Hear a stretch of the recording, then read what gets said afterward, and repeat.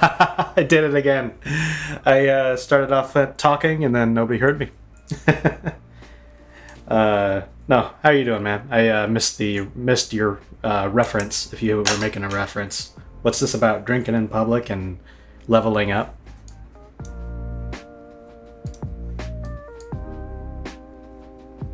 Is that from a game or something? I don't think I get it.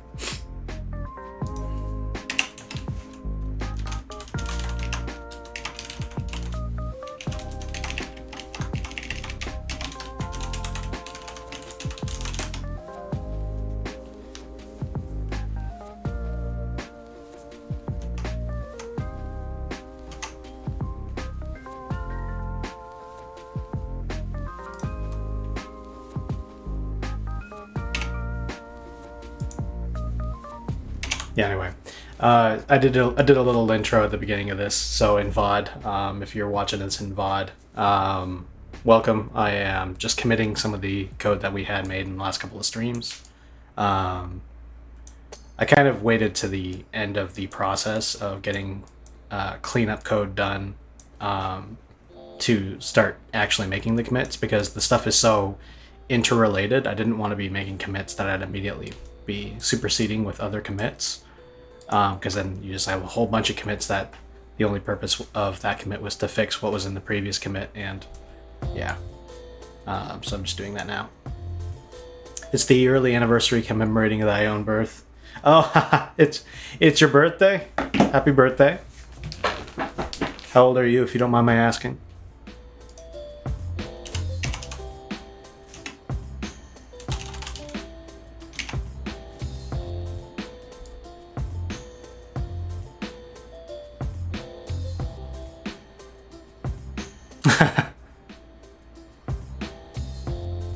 Just unlocked level 16. Oh, I see it.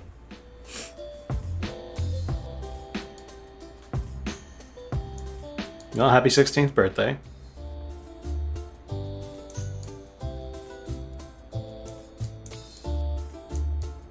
In America, of course, you can't drink legally until you're 21 years old.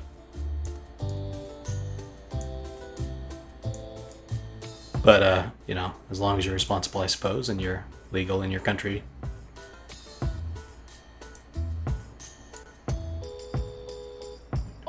Yeah, this one was just to improve the play-in editor.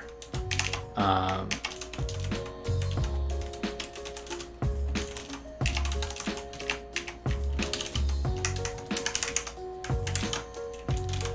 we go. I think the terminology I'm going to stick with going forward regarding play-in editor is actually just editor play, because it's just a little bit shorter. But that's, of course, also subject to change.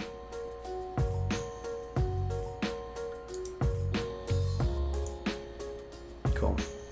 And in this one, we had to, this is going to be a small little commit. We had to tell the editor to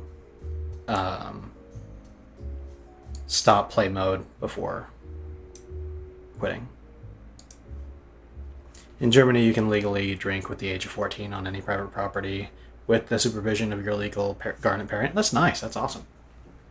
I think that in America, and this is maybe a political position, but I think that like the failure to normalize drinking, like to teach responsible drinking with your parents when you're young, I think that kind of leads to a lot of alcohol problems in the U.S. That's awesome. Now you can go out and drink in public. Bars are a fun place to meet people. It's a good, fun place to hang. It's amazing how many conversations you can, much more easily you can start a conversation when you're out drinking and meeting strangers. A lot of interesting people in bars. Anyway, this commit was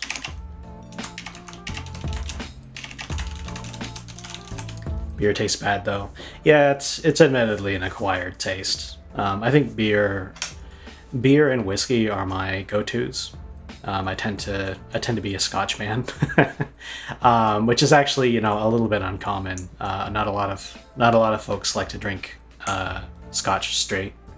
Um, I like peated scotches too, which makes me a little less relatable. There's this particular Irish whiskey called Lafroig that I like. They make a 10-year whiskey that's just like really, ooh, I love it. Um, but yeah, with beer, it was like for me, it took me a little while to like adjust to it before I started to enjoy it. Um, it's definitely an acquired taste.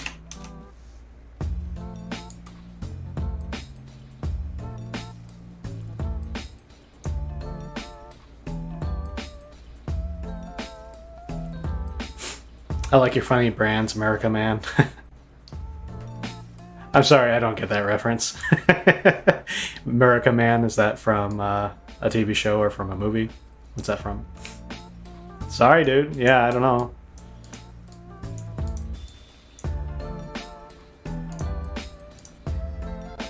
I wish I got every reference, but I don't always.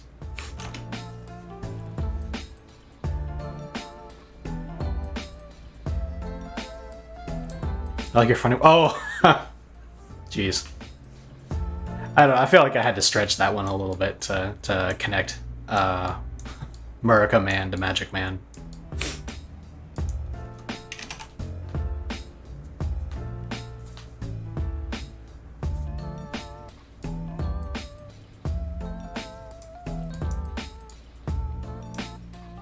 Implemented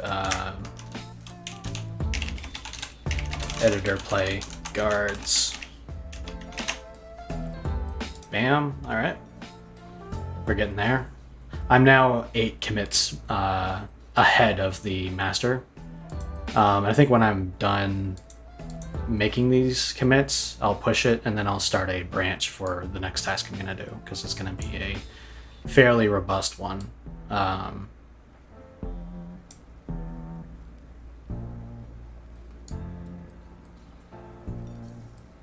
Okay, and now we're into the editor code, or sorry, the engine code.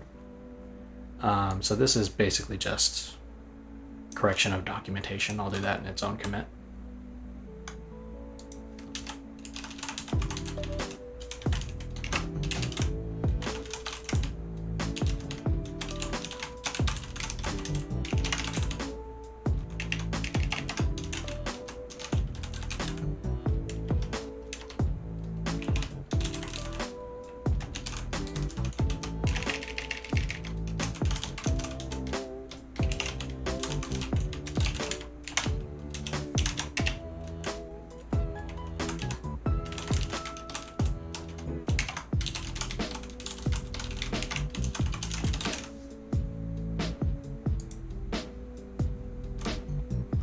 Okay, and then these changes are part of the cleanup code changes. So let's add those. Runtime. Because in runtime we added the friends necessary to make the cleanup code available. And I did a little reorganization here where I moved the run method into a static bool. Yeah. And then let's take a look at runtime.h. Yep. And state manager.h. Or sorry, .cpp. Now we're into input.cpp. I probably could have done this off stream, but I kind of had a late enough start today that I decided to just do this live.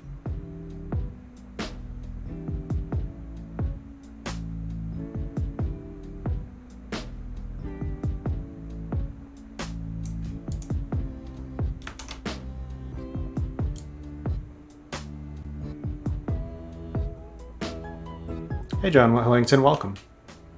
What UI framework am I using? I'm going to be using Dear I Am GUI.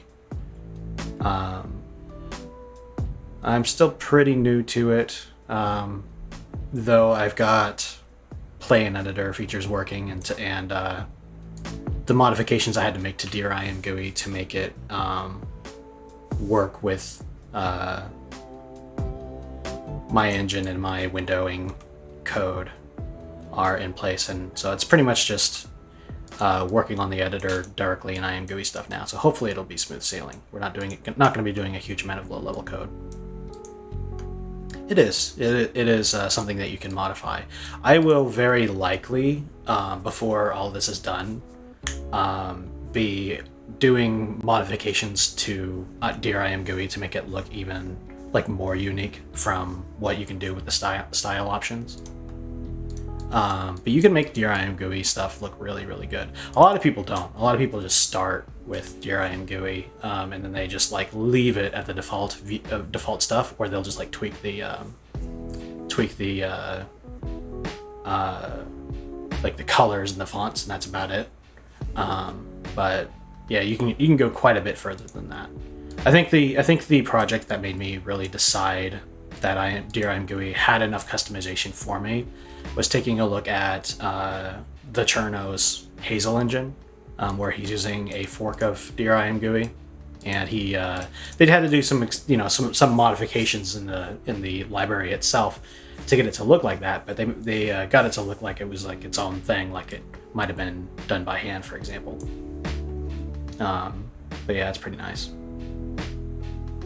Hey Yutsen, I am a beginner in C++ and it's quite hard to understand in my opinion. What do you think is a good way to learn it? That's a tough question. I guess the short answer is just to kind of start doing stuff with it. I was hacking stuff together in C++ for a long time before I actually started to study and learn how to do it. I had mentioned the Cherno. He does actually a lot of decent introductory courses to C++. Let me pass along a link to his channel, because he has got some cool stuff in there. But he's got a C++ series that I'll just copy and paste the whole thing in. And he's not using the most modern features of C++. That's true. He's not using the most modern stuff. He tends to play around in C++ 14 for the most part. But he does show off and teach a few C++ 17 features. And pretty much everything in this playlist was before C++ 20 became as widespread as it is now, which is not very widespread yet. But yeah, let me paste a link into the chat.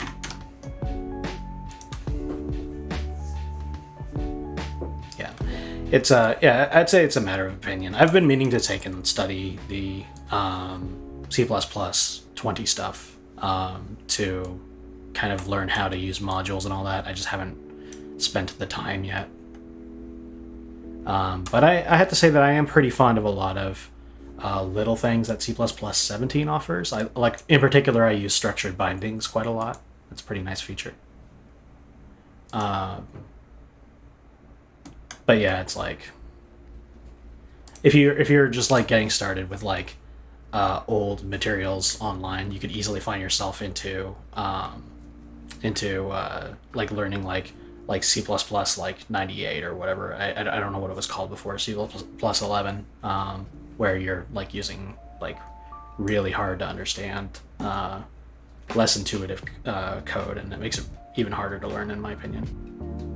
Even basic C++ inheritance ptable is significantly bad for L1 cache hit rate. Yeah, I tend to not use a lot of. I tend to go a little bit more procedural than other folks when I do my C++ stuff. Like if you take a look at the class structures in my engine so far, you'll see that it's very flat. I largely use classes just to encapsulate systems in a way where the systems can share private members through friendship, and then those private members are not available to people using the API. That's largely all I use it for. Not a whole lot of dereferencing through the vtable in my code.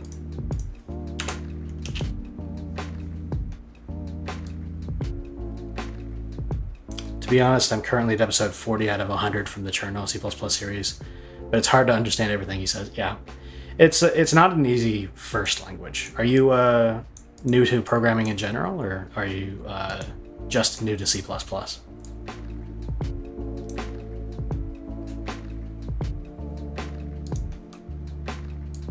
Yeah, it's your first language. I don't know. I can't say that it's a bad idea to learn C++ as your first language, because that was my first language. Well, I mean, it was my first programming language. I suppose I was like playing around with like HTML and other markup stuff when I was a kid before I was playing around with C++. But there's other languages that are admittedly far simpler to learn if you're just learning how to make things work on the computer. The thing that I like particularly about C and C++ though is that it gets you thinking about the way that CPUs work, that assembly language works, and it lets you think about the low level stuff, because it's hard to work in the language well without thinking about the low level stuff. And I like that about it, the fact that you're thinking about when you're allocating your memory, instead of like pretending like memory allocation doesn't exist. Like newbies who are learning C#, they have no idea what a garbage collector is, or how it works, or why it works, or anything like that. They just kind of start using the new keyboard everywhere, and they run into performance problems, and they don't know where to begin to address the problem because they don't understand the fundamentals. And if you come to C# from a C++ background, you have those fundamentals. I like that about the language. Okay, I think this is all good. Frame buffer code. Hopefully this will be done shortly, and then we'll be on to doing the more fun stuff. Editor, play, cleanup, perfect. Do you think that if I'm becoming really good in C++, it will be easy to learn other languages? I'd say it helps. The only thing that makes you good at learning other languages is having experience learning other languages. So by the time you've got, for me, it was like, by the time I was learning my third language, I had enough experience like under my belt learning languages that I was able to pick up the next language and the language after that a lot more quickly. I wouldn't say that I'm like super fluent in a whole bunch of languages, but I've worked with like I've done projects in, I think, like, I don't know, like 7 or 8 programming languages so far. I'll have to consult my resume to to remember the full list of all the programming languages I've used. But it's just like, you learn one thing, as you've learned after you've learned a number of programming languages, you kind of like learn what to look for, like which language features you might expect in a programming language, and then find the analog in the new language that you're learning.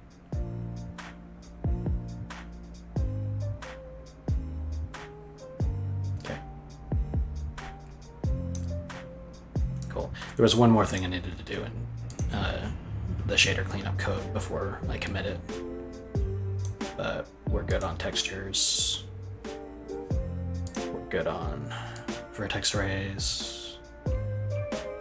Yeah.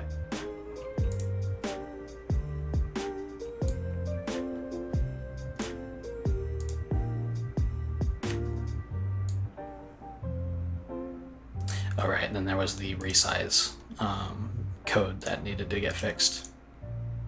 Cool. Sorry, this is the boring part of today. It's just seeing me clicking a bunch of plus buttons.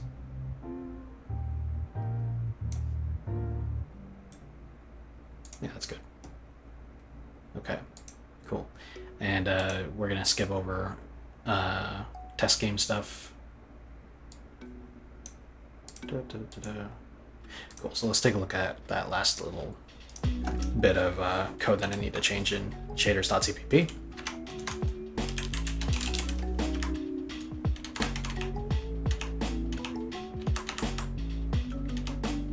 Alright, that was down here. To compare this code against delete shader, basically there was a number of things that I needed to clean up. that I think I have forgotten about. I'll tell you what though, it's largely cleaned up. I'll go ahead and just commit this and move on, and then later on I'll come back and do some profiling, ensure that there's absolutely no memory leaks when I go work on a project. I just don't have the time to set up all the tests quite yet.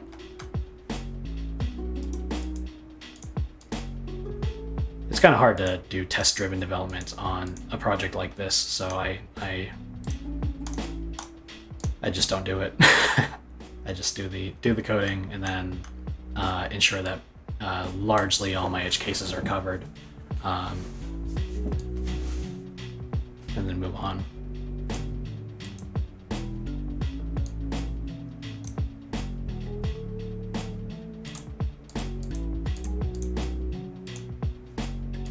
Doing one more gut check on all this stuff. Yeah, I think we're good. Cool. All right, so we'll say implemented cleanup for editor play and module unload. Is that 3 characters over the 50? I'll say added cleanup code then. 1 character over. Let's see if we can get. I'll change that to an ampersand. Probably not a great idea for a commit, but I'll use a plus sign instead. Added cleanup code for editor play and module unload. Perfect. And that's all the stuff that we had done on the last several streams. So we should be ready to go. If I go to press F7, everything's still built. I can play a game in the launcher. So this is the game code, the temporary test game project running as a DLL in the standalone launcher. You can also do the standalone game by itself, where this has got no DLLs. It's just an all-in-one executable. And I can go to editor and run that. Joyo, do you think it's worth getting into Google's Carbon? Probably not. I don't know. I don't know enough about it, I suppose, to be making crass judgments like that. But their goal is to do a C++ replacement, and that's an admirable goal. It's a goal that many have attempted before. Many people and companies have tried to do a C++ replacement. Like there's Odin is a fairly popular one. That's good. Jonathan Blow's got another C++ replacement that he's working on that I have particularly high hopes for, and that's JAI or GAI, or sorry, JAI. Yeah, that looks pretty good. My impression is that like Google's attempt is going to be probably something that's very specific to their needs, not so specific to not very helpful for game development in particular. Whereas JAI is by a game developer largely for game development, though he does want it to be a general purpose language. I don't know. I'll have to look at the features and figure out whether I think it's worth it. But anyway, here we are. We got play and editor working and everything. I can close the project, which unloads the game DLL. The game DLL can be recompiled, and then I can go open project and reopen it.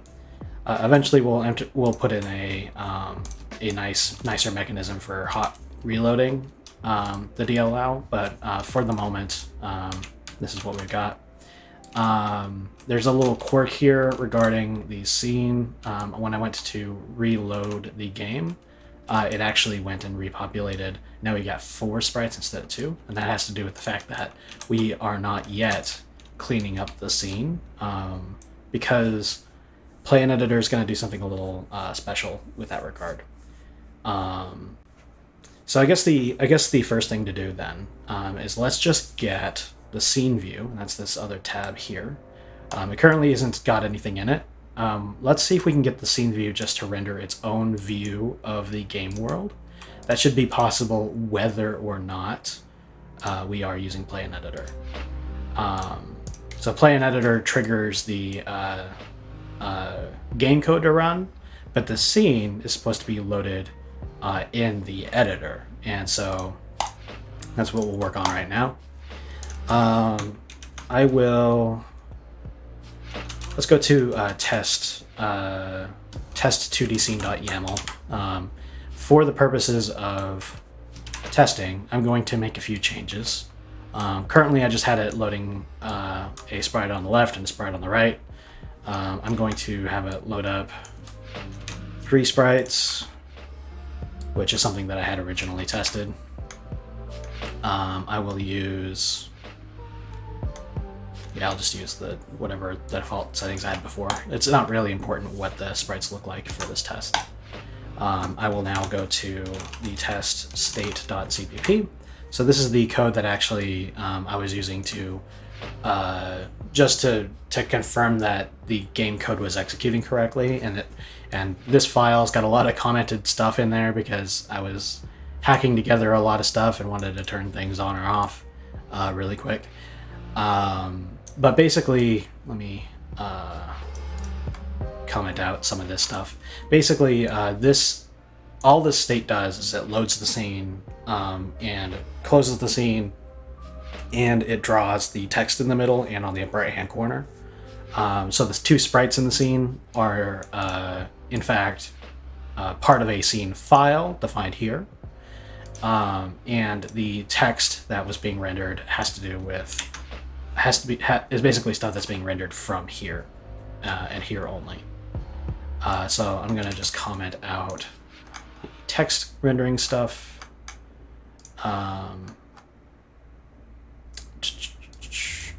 This is the frames per second or frame counter on the upper right, which I was using to confirm that I fixed the drop frame issue a little while back. Scene manager, draw scene, simple material, push camera. Okay, yeah. So what this code has been reduced to now is that basically, well, let me comment out some of the rest of this. There's still more stuff that I'm not really using. I'm not using the fonts anymore. I'm not using any of this. I'm just using the simple material shader, the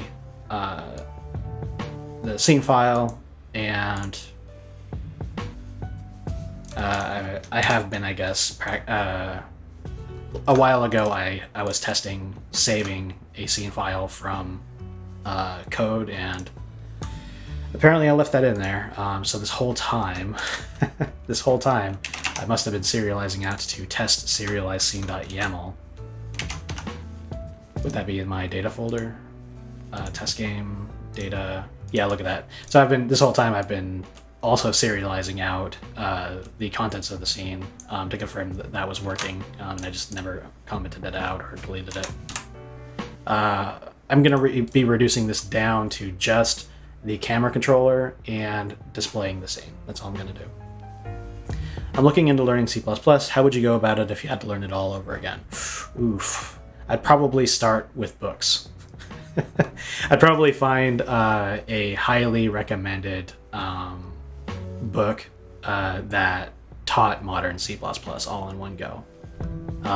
Because there's, like the Chernos tutorials, for example, that I posted, they are a pretty engaging entry point, but they skip over a lot of really important things. And there's a lot of things that I didn't know that I wish I had already known, that I didn't really get until I started reading some books on programming.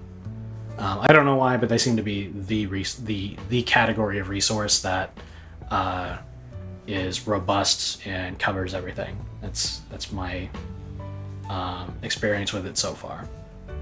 But again, take my words with some salt, because I am not a professional programmer. I am still just a self-taught hobbyist at this point.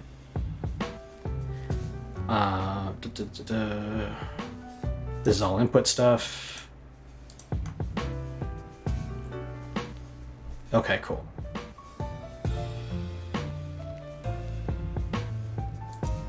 All right, actually, so I'm gonna make a couple more changes here than I thought. I'm actually going to get rid of the scene outright. I'm going to confirm that I didn't break anything by displaying the scene for now. But once I've confirmed that I haven't broken any of the code, I'm actually going to move the scene loading into an editor function. So that way I can go to File and Open Scene. I select the test2d scene.yaml. It loads all the entities up, and then when I go to play the game, all it does is display it. We don't need that vertex array. You know what, there's so much commented stuff out at this point, I'm just going to start deleting stuff. It'll just make my life a little bit easier. I was hoarding commented code. I didn't need to.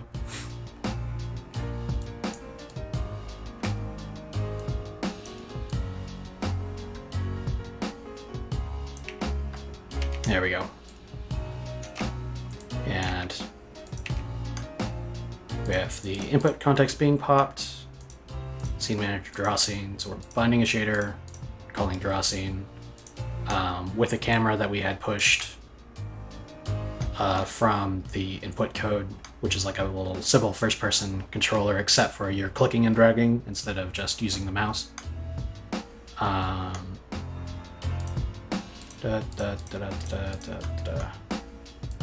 Okay.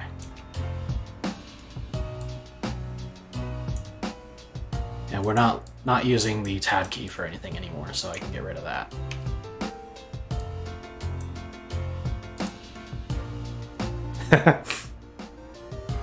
What's the link?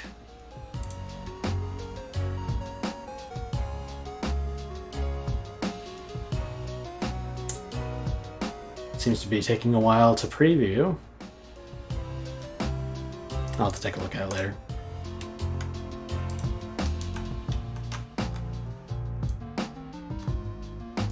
Yeah, there's a whole bunch of stuff in here that I'm just not even using anymore. I was constructing a vertex, or I was doing like my own renderer in here for a little while, and I didn't need to. There we go. Okay, so time, input, graphics, renderer 2D, window.h. Okay, so this is much simpler. Let's hit F7. A 6-hour video? Is that an introduction to C++? What's going on there? Okay, apparently I broke something. What did I break?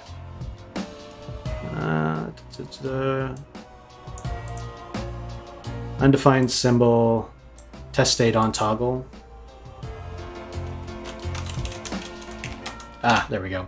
I was still binding my tab key to a callback that I just deleted. Yeah, introduction to C++. Yeah, it's if you're really digging into it, it'll take you a lot longer than 6 hours to really get comfortable with the language. But yeah, okay, cool. So here we are. All I did in this case was strip out extra stuff and get rid of the text on the middle and the corner, and I uncommented out in the scene file itself a sprite that's hanging out in the middle. So now we got Hollow Knight, we got Link, we got some Madeline, and a simple little camera controller like game state. It's not actually a camera controller the way that Unity does, but it's enough for our purposes. So now what I'm going to do, inside of test state, I'm going to no longer load the scene. So I had this call to EP Scene Manager, load entities from text file, and I passed in test2d scene.yaml. And that's my scene format for now. It's this YAML format where we got the entities, got the components, and then we've got the unique IDs associating the entities and the components. So now that that's done, if I hit F7, literally the only thing that's going to be different is when I go to hit play, we're not going to see anything at all. The game code's still running. I've still got a first-person controller going on in here, but you don't see anything in the scene because we didn't load it. I'm going to move that to the editor now. So let's go to the scene view in the editor and review what we got. So for starters, it looks like I already did set up a frame buffer to render into from the game engine code. We've got a draw call. I've got the same border padding code for IMGUI that I use for the game view, and this is kind of just a nice to have technically, but it requires a bit of extra code because normally when you have a panel and you want to render in the middle, IMGUI, when you say get content area, it won't actually get you the entire edge-to-edge content area. It'll get you a region in the middle with a little border around it. So I had to do some math to get the correct dimensions of the content area so that I'm actually rendering directly in it. That's what all this is. It's wordy but not complicated. Okay, and then we do a resize call on the frame buffer for the current size because I don't know whether it's changed. And resize frame buffer in my game engine code is smart. It doesn't actually tell OpenGL to resize the frame buffer unless it's changed from the previous frame to the current one. So most frames, this is essentially a no op, though not exactly because there's still this math going on. Resize, push frame buffer, set viewport, clear current viewport, pop frame buffer. Okay, cool. So it looks like I had in the past set all this up in anticipation of this moment. I just basically got a frame buffer being created. I push it and pop it right before it's time to render in, and I can call scene drawing code in here. So let me just add that real quick. This is actually a really simple change. I just need to include enterprise/scene manager that lets me interact with the scene. And then in EP scene manager, I use draw scene, and that should literally be it for this code. What's happening here, and this is my this is just the way that I have things structured. When you go to draw a scene, you can supplant the destination of the scene draw call to any render target, and you also have the ability to push and pop frame buffers on and off of a stack, so you can go several layers in if you want, render to a texture, go out a layer, render that texture into another texture, and then and go crazy if you want.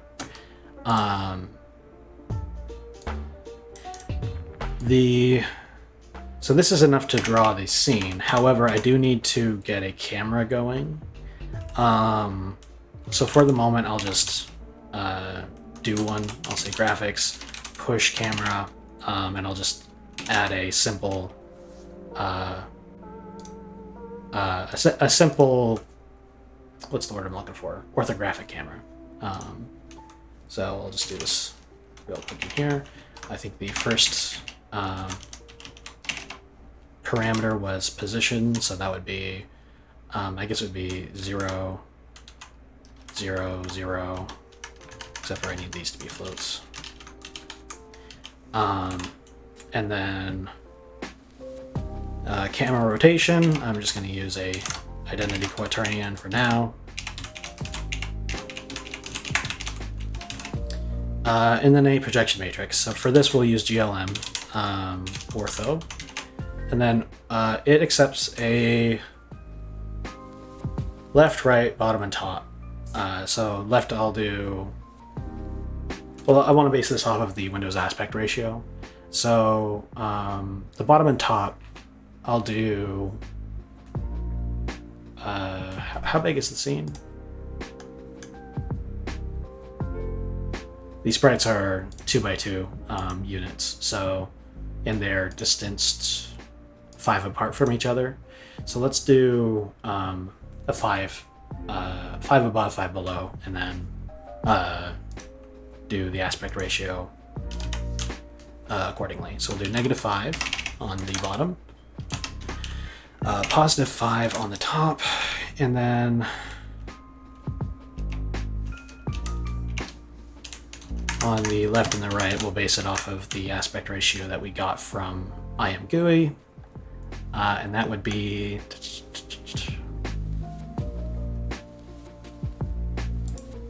resize frame buffer.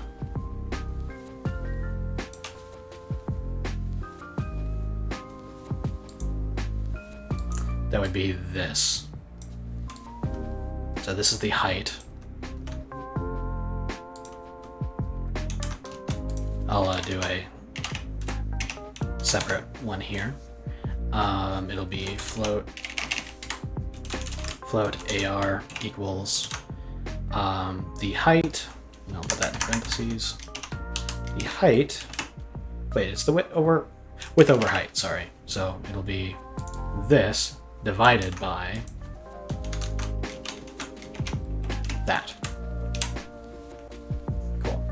And now with this AR, I can plug in -5 AR. Actually, that would be negative. Yeah, that'd be -5 AR.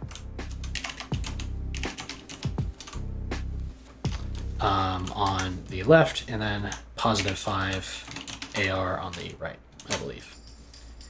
If I did the math in my head right. And this will give us just a simple view, orthographic, covering the scene. Okay. So we'll save on that. Now we need to actually load up the scene somehow. So for this, we're going to go back to the scene editor code. And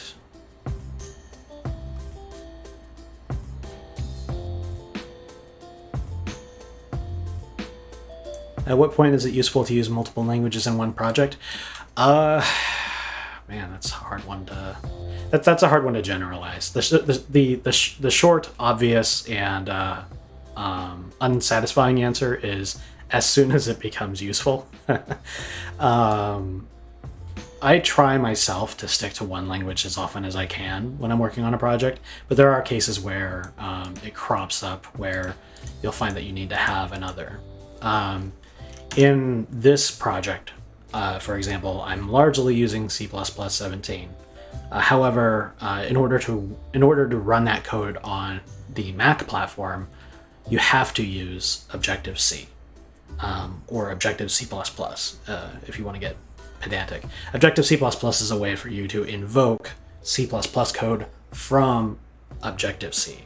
And that's the way that game engines on Mac, like portable game engines, I should say, that's the way that they run their engine within a window on Mac OS. Because there's no C++ way to create a game window. There's not. Like if you go to use GLFW, for example, even their code is just a wrapper for Objective-C code. Like they themselves use Objective-C to create the window that you can program C++ and OpenGL stuff to work in.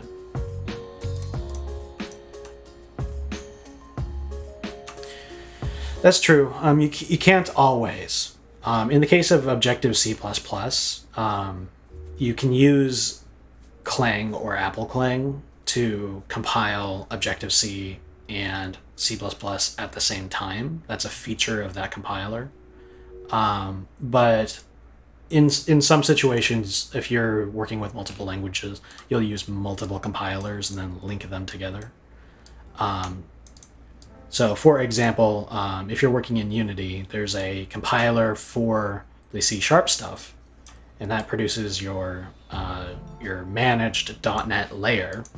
And then the C++ engine, which is compiled in its own compiler before they ship the editor to the users, that program uses an API to bring in the .NET stuff and then operate on the .NET layer from C++ code. There's no one unified way to mix languages. It depends on which languages you're using. It depends on what your needs are.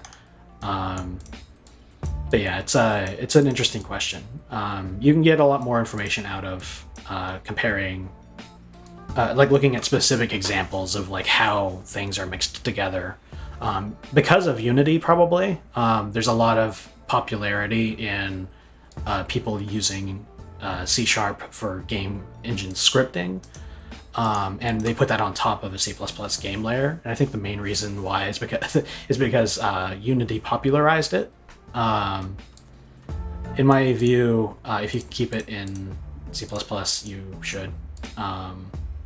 But working in another language can give you lots of cool benefits. Like one of C#'s key benefits is reflection, the ability to, from your game code or from your game engine code, get the names of the functions and things like that. Like you can look into the .NET application stuff, the C# code, and actually, like, without much work at all, be able to identify all of the members of a struct or whatever. And you can use that, and this is how Unity does a lot of its inspector magic.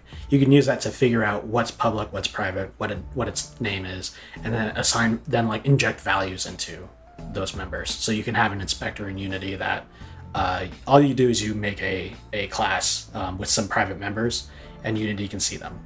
Not just see and use them, but actually like expose them in the editor with the name that you typed in your code. And that's something that I'm going to have to work for in C++. Anyway, let's look for where we're going to open the scene. There's an element in here I'm looking for. Here it is. So we got file, new, scene, and we have file, open scene. So currently open scene doesn't do anything. It just opens a native file dialog because I was practicing using the native file dialog. But at this point, I'm actually going to have it give me a scene file. So we have an std string out path. We use an open file dialog and say we're going to open up files that end in .ep scene. For simplicity, I'm just going to change that to YAML. I have a big brain idea, make a game engine inside a game engine. What's really funny is that there was I was on our game engine devs a couple of months ago, and there was a question on the subreddit that was like exactly like that. The guy it was one of those frustrating questions where it was like I think he honestly expected an answer, but it was like all the question was can you make a game engine inside a game engine? And he was like dead serious, like that's what he wanted an answer to. And I was like, yeah, you could. and that's the whole answer. No explanation needed because you didn't explain your question. But anyway, now that we've got this going, I'm actually going to tell the scene manager. So we'll go to EP scene manager, and we're going to say load entities from text file, load entities from YAML. Wait, are these different? Let me double check that. YAML source. Yes, they are different. So this one here is for passing in YAML, the actual YAML source file, so you can serialize to like a string buffer and then load from there. If we load from a text file, we pass in a path, and that path is going to be this path. Bam. That should be fine, right? Yeah. So load entities from text file, pass in the out path, and that hopefully is all we need. I'll press F7. I'm sure I've forgotten something because it's been, I think, over a year since I've done the load entities from text file API, since I actually designed the scene loading system. Yeah, here we go. What do we got? Debug console. Unable to bind, shade a program, and no fallback program has been set. We're talking about the EP null shader. That's interesting. Where are we on the call stack? So we're in scene draw sprite components.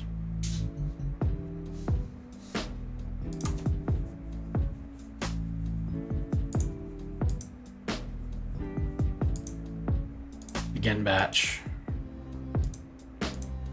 Oh, that's interesting. Oh, you know what? I haven't worked through the material system yet. I have to bind a shader manually. Okay, let's do that. We're gonna go to scene.cpp. This is where I actually have the draw call. I push the camera, draw scene. What I actually needed to do, and I forgot to do, I needed to actually load and bind a shader. So we need to say EP graphics bind shader. And this one I'll use the simple material shader just because I have it pre-written. And then I need to load it somewhere. I believe it's safe to do these calls in the scene view in it. So that's what I'll do. EP graphics, load shader file. And then the shader file is going to be located in, right now it'll be within the content. Oh, that's a tough one. So there's another layer to this that I've forgotten about, which is the fact that until I have a game project loaded, I don't actually have the virtual file system set up, because that gets redirected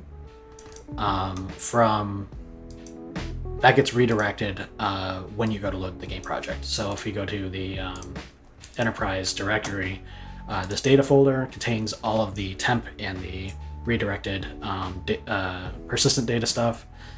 There's one here for test game where it'll save out whatever was saved by your application. And then there's the editor has its own, and this is where it pumps the data that appears before it loads the game module. So I guess what I'll do is I'll need to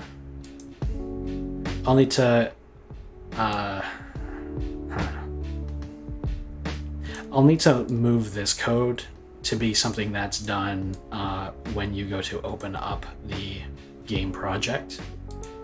So let's add that call now. So this will be a void call. It'll be void, I guess it would be on module load. That's probably a good name for it. And this will be a method that gets invoked not when the editor starts, but when you open up a game project. Because that's when you want the frame buffer to be created and when you want the shader file to be handled. So let me move all that code down.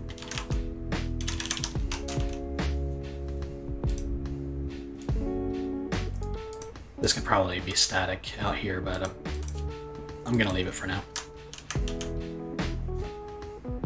Should there be any advantage to make a game engine inside a game engine? No.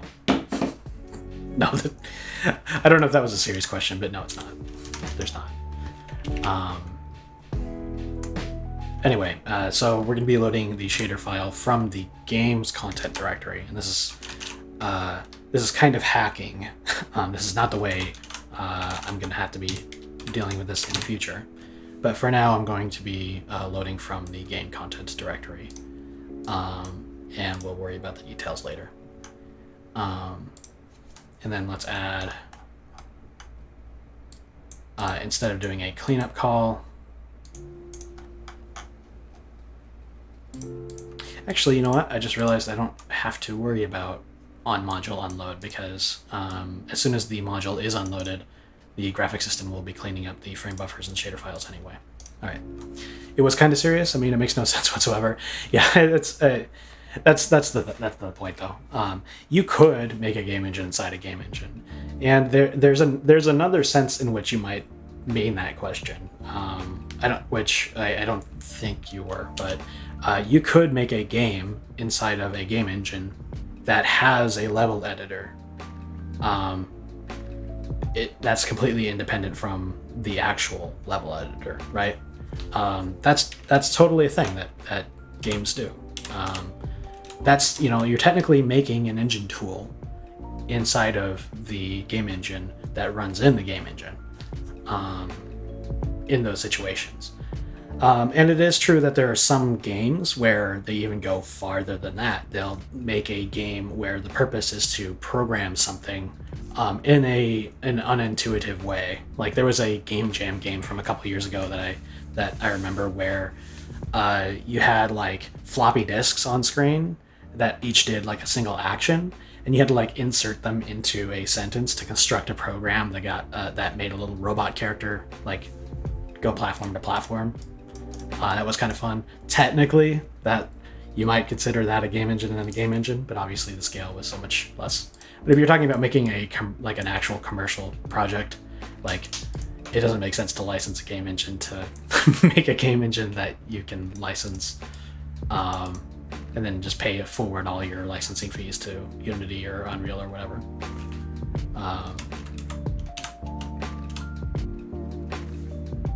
But yeah, so this seems to be good.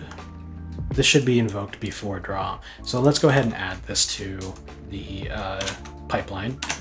We're going to go to scene.h, add it here. So now we have a call on module load. And then in the runtime for the editor, we're going to need to add that. So that'll be, I forget the name of the function call.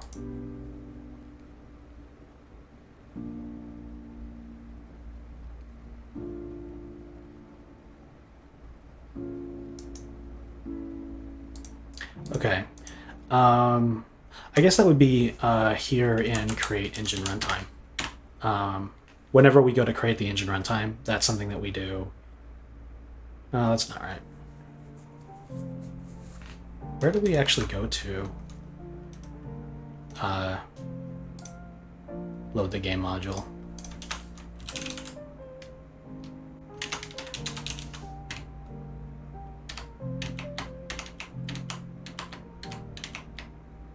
Okay, so I've got a couple of places in the scene editor view or scene editor layout where you can click a button and it'll load the game module.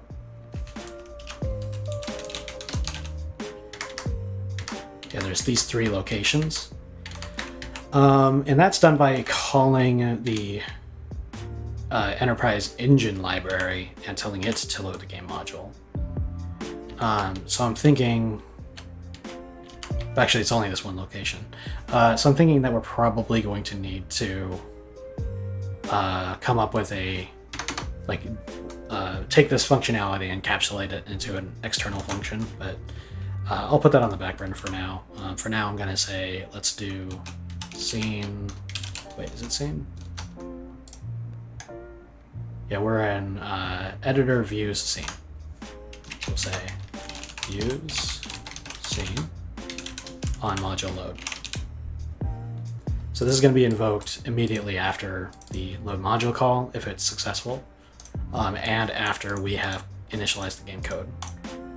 So that should be, yeah, that should be what we need. Save that.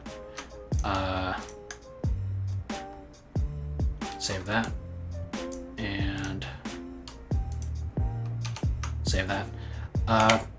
Let's press F7, see what happens. Okay, that compiled. Does it work? No, there's a problem. Attempted to resize default frame buffer. Oh, where did I do that?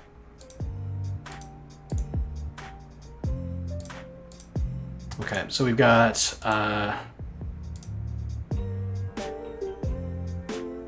we're drawing the scene view.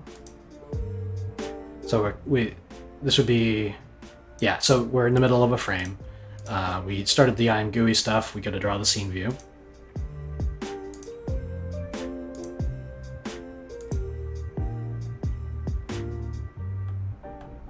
Did I fail to push a frame buffer? Oh, that's weird. The ordering is wrong. Did I make this mistake in the game view?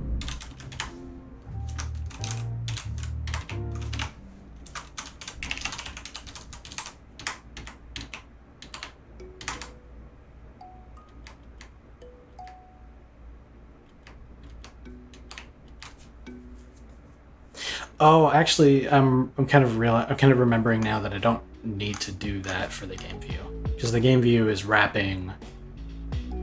The frame buffer is being pushed and popped prior to and after running the game code. This one differs. I'm pushing a frame buffer directly and then popping it in the same call. I just, for some reason, I had the ordering wrong. Let's try that again.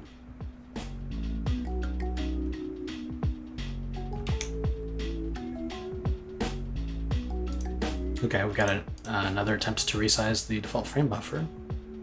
Push frame buffer, resize, set viewport. Is there something wrong with the set? Oh, the scene frame buffer is not being created. Hang on, let me, for some reason this call is not being... Yeah, we're not hitting my breakpoint on the code that we just added, so I messed up here somewhere. On module load, it's part of editor views scene on module load, and then let's go to scene.h, where it should be spelled exactly the same. Yeah, and then in scene editor,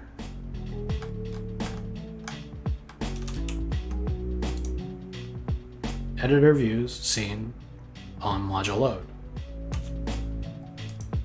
Set a breakpoint there, make sure that we hit it. Oh, I see the problem. All right. There's actually multiple places where we load the game module. This is the one where you go to select file open. So if I was to launch the engine by itself. No, still a problem. Huh. What's happened in this case?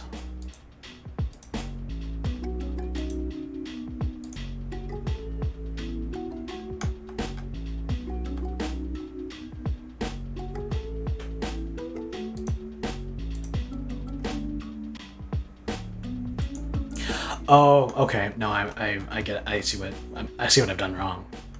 So on module load, where we actually create the frame buffer, that's not being invoked until the game is loaded. And prior to that, there's still draw calls being sent.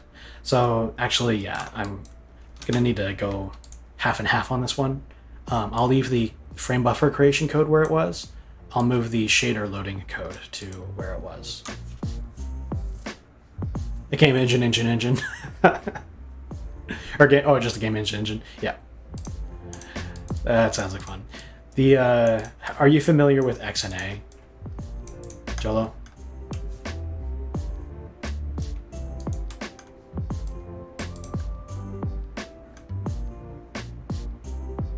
Okay, let's try that again.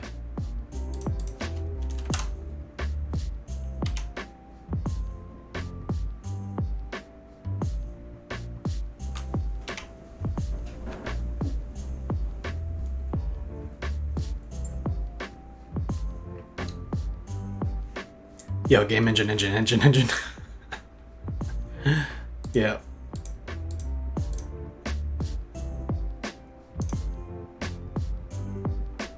Yeah, XNA is a framework. It was very popular during the Xbox 360 days because it gave folks, a lot of folks for the first time, it gave folks a straightforward way to develop games for the Xbox 360. Because kind of before, and that was called Xbox Live Arcade, I think is what it was called. Before that had occurred, it was really, really difficult to develop for consoles like the Xbox or like the PlayStation or whatever.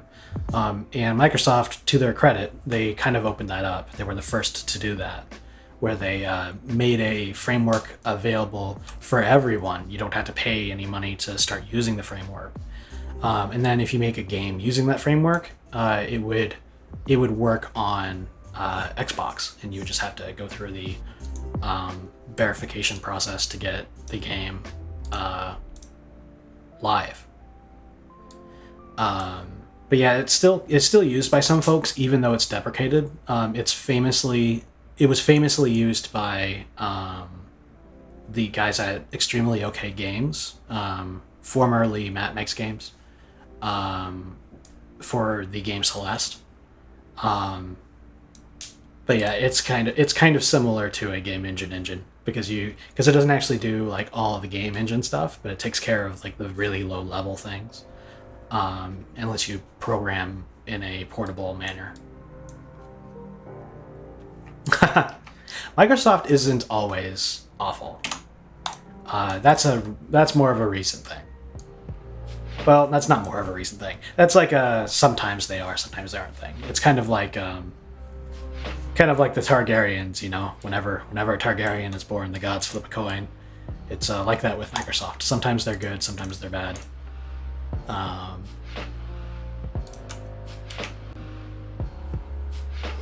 Okay, I'm still running into a problem. Let me restart. Okay. Unable to bind shader program with no fallback program has been set. So apparently I've called bind shader. Oh, this is frustrating. I guess I'm gonna have to deal with this problem now instead of later.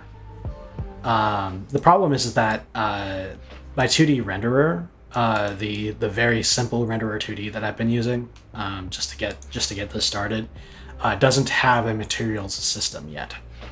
And so the way that I've been using it is that you bind the shader that you need, and then you set its properties if you need to, and then you render, and then that's how it works.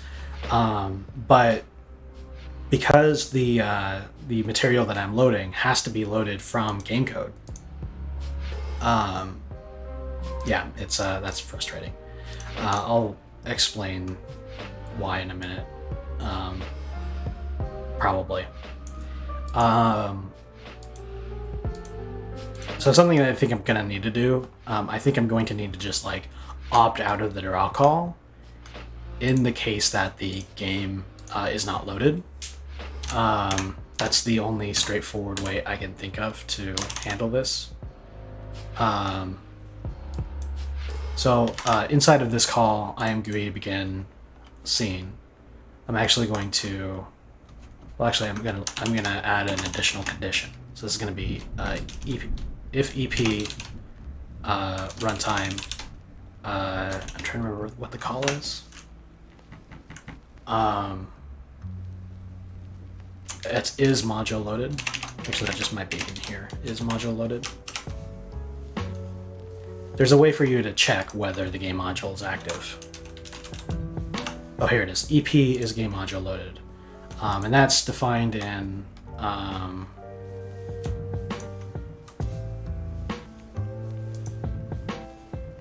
GameModule.h. Okay. Yeah, I haven't touched this stuff in too long. So we're gonna need to add include enterprise game module. I guess it would be runtime / GameModule.h. There we go. I still can't believe that people call C++ a readable language. Yeah. It's something that you have to get used to for sure. Every language has its quirks. One of my friends is a very avid Swift programmer. He loves Swift. And like I can kind of figure out what's happening when I read it, but there's still a number of things that it does that looks like gibberish to me, just because I haven't been initiated. But to people who use it, it's really intuitive to them because they learned how to intuit it. Same goes for C++, I think. I'm looking for is game module loaded. That's what I'm looking for. Cool. So here we go. So what we're doing here is we're invoking ImGUI begin. If that returns true, then the window is visible and we can do stuff in it. However, I'm adding an additional condition. EP is game module loaded. And if there's no game module loaded, then we don't actually render to the scene view. That's going to be my way out of this until I can do a material system. EP is game module loaded will... Oh, because I forgot to do the parentheses. Yeah.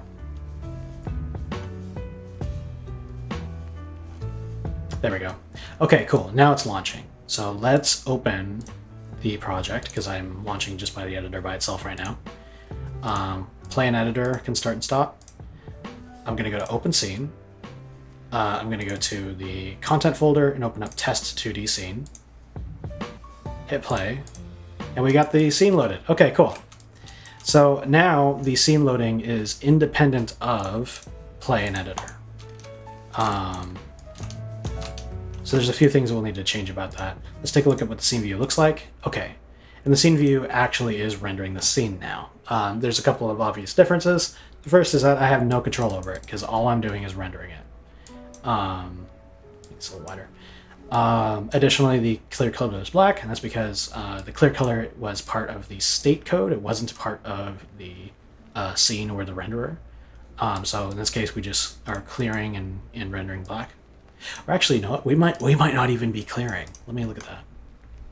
Okay, we're using clear current viewport, but we don't set the color anywhere. So, I guess this could setting the color could be something that is a like a setting inside of the editor, maybe. But whatever. So. Bottom line is, though, we got a game view that actually runs the game, and then we got a scene view that just displays the scene. So we got some fundamentals going at the very least. I'm going to take a quick little break. When I get back, I'm going to take a look at the next obvious thing and getting close scene working, because right now close scene doesn't do anything. And get it so that that you're not loading duplicate copies of the scene when you go to reload. And then we'll work on getting serialization to work correctly with Play and Editor. Yeah. I'll see you in like 10 minutes or something.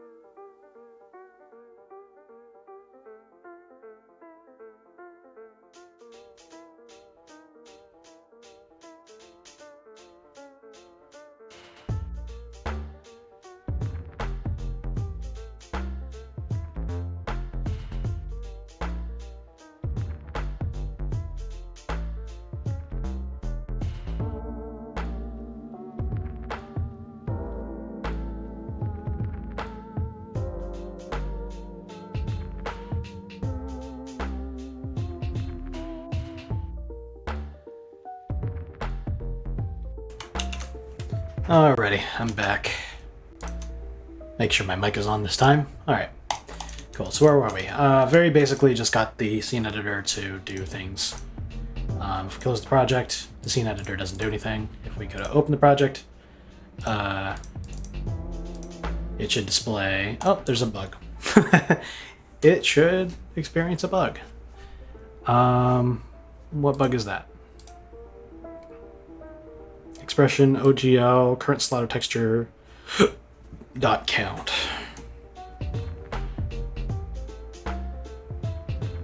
Okay, so there's something going on with texture binding with regards to the frame buffer texture, but we'll come back to that. Let's change the perspective to engine plus test game, because I'm realizing that I haven't tested that. Yeah, unable to bind shader program, no fallback program has been set. So we need to go to the code that actually triggers the load. That's going to be in, I believe that's runtime.cpp on the editor side, because in the main function,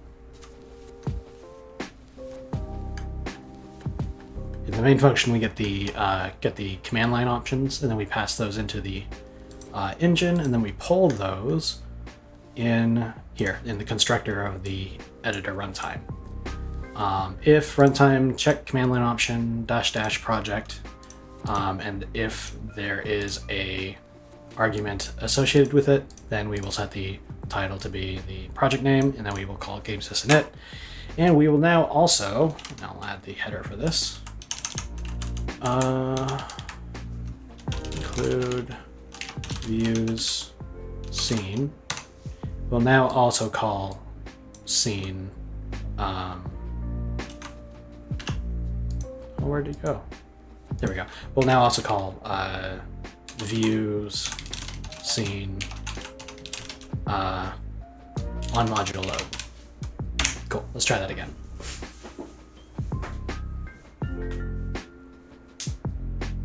Okay.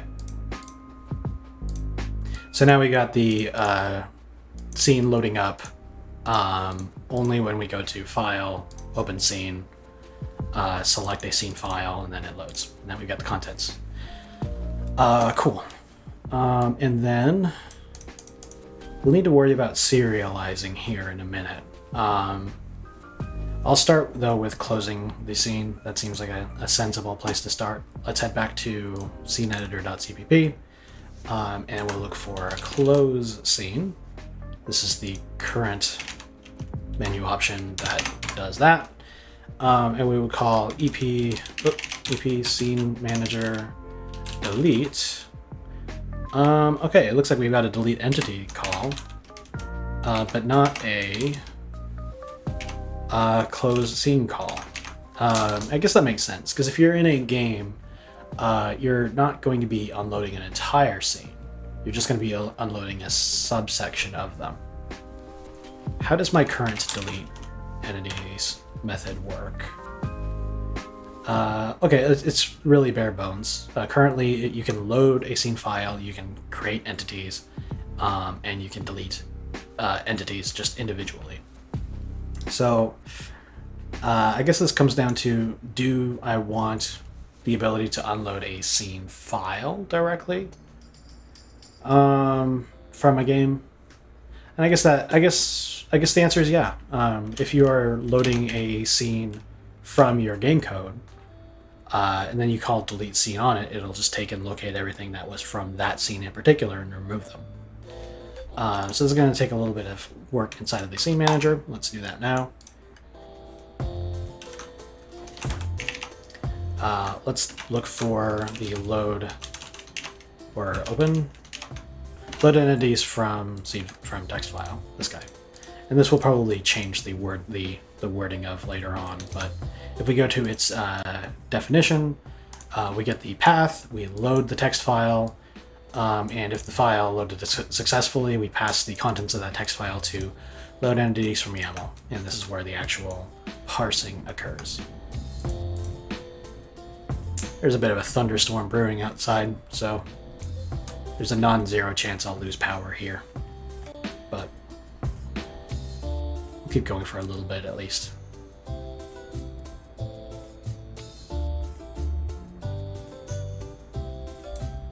Entities key not present in root node.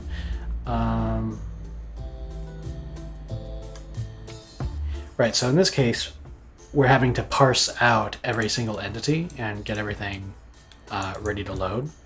I'm going to need to augment this with tracking. I'm going to need to track which entity IDs were loaded by a particular scene file. This is similar to how we handled cleanup of the play and editor stuff. We would track everything that was allocated during play and editor, and then we could just refer to that list to unload everything at the end of play and editor. What we're doing here is similar. We are tracking every single entity loaded by a particular scene file, and then when it comes time to close out that scene file, we have a list that we can go by. So let's add that up here. I'll put it below the entity pool. The entity pool is just a list, a vector of IDs that we pull from. And we'll say, hey Jolo, you're back. I'm back too.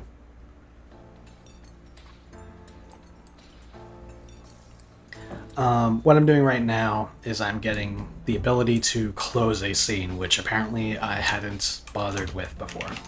So what that means is that I'm going to be tracking every single entity that's created by opening a scene file and then unloading it. Or you know what? No, I'll need this call for game code because there's going to be situations where you're playing a game and you want to unload the stuff from a particular scene file while still leaving stuff from a different scene file in the scene. But I am wondering whether maybe it would be better just to have a dump everything call.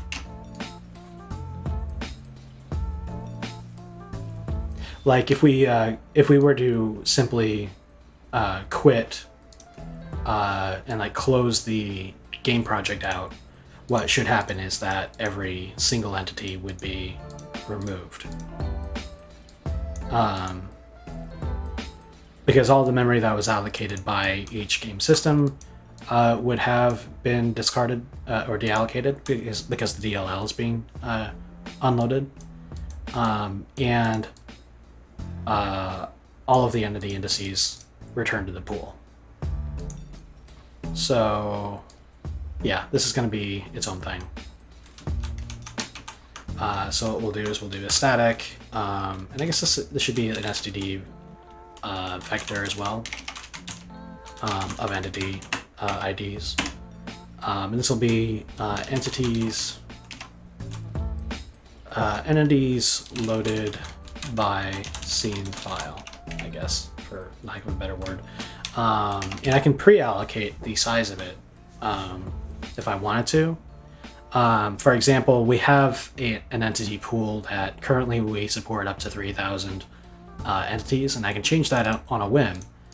However, I'm going to leave this as it is for the moment. Do you know what's unreasonably funny to me? That at least in Python, JSON to dump means writing in a Python file.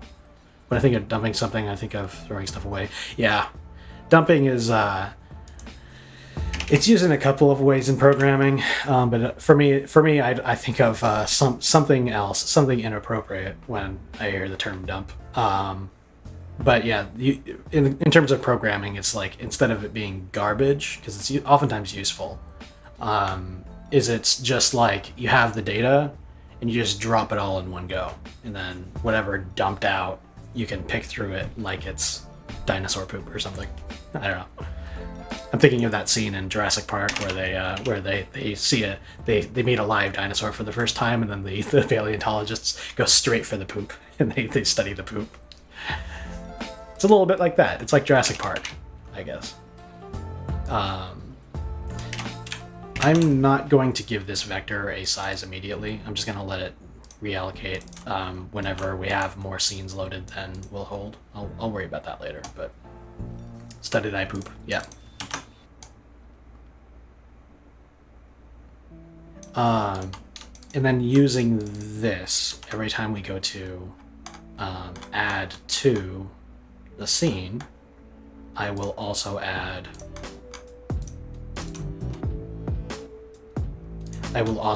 to entities loaded by scene file.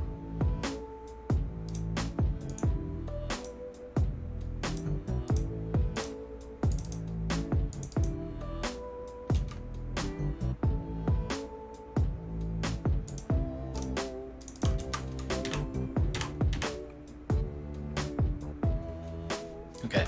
Oh, actually, I've got a separate create entity call. Is this used in? Okay, it's not. I was thinking for a second that the create entity call would have encapsulated creating the entities from loading from the scene file, but it's not that simple. So what I'll do here is I will insert entities loaded by scene file. I'll do pushback, and we'll be pushing back the ID that was received from this. Oh, but that's not by scene file. Never mind. Forget everything I just said. I was wrong. Load entities from YAML. Here's where I need to do my things. Got it. So we're looping through the entity section here, getting all the data out.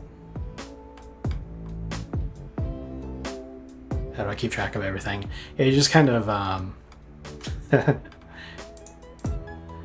I guess the trick is not minding. It's trying to not think so hard about the complexity of it and just like thinking about what you're looking for and staying on task. Actually, this file is only like 1,000 or something. This line I'm on right now is 450.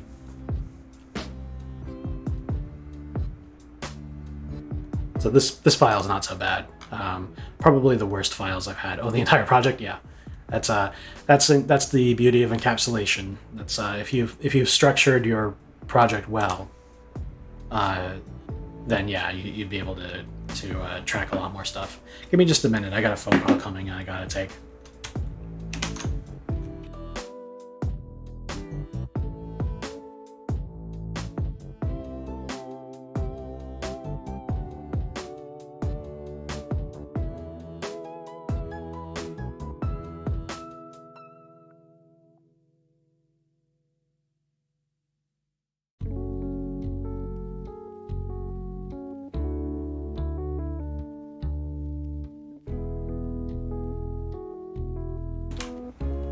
All right, I'm back. Yeah, I just had to take a quick cell call. One of the few times I'm convinced, I wasn't convinced right off the bat that it was a robocall. But yeah, it's like if you encapsulate your code well, then you don't have to worry about like memorizing where everything is. You just kind of have to know generally where it is, and then you can Control F and find what you're looking for. What I'm looking for in here is the code that actually adds the entity to the scene.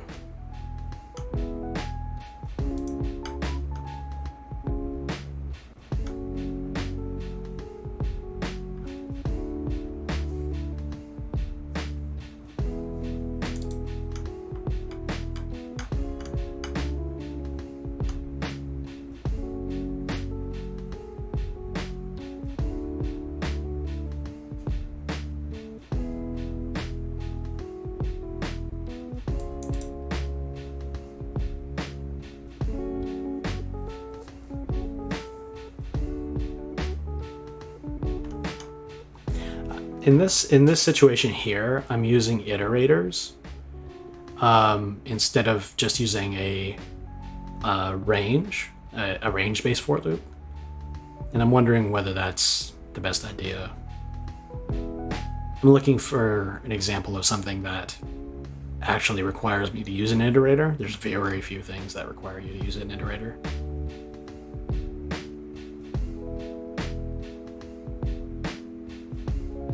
It kind of looks like I'm using an iterator just because that's what the YAML sample code used. This code would be a whole lot cleaner if I did something different in here. I'm going to hold off on that though. I'm not going to refactor this section while I'm in the middle of working on the scene editor. Man, I'm having a hard time finding exactly what I'm looking for. Okay, entity pool, entity indices, old ID to new ID, ID.name equals hash name of entity, data iterator, second name as std string. So we're hashing the string of, and let me open up the YAML file just to follow along. So we're hashing this. Oh, and we're just storing the hash of the name, so that way we can, yeah, okay, that makes sense.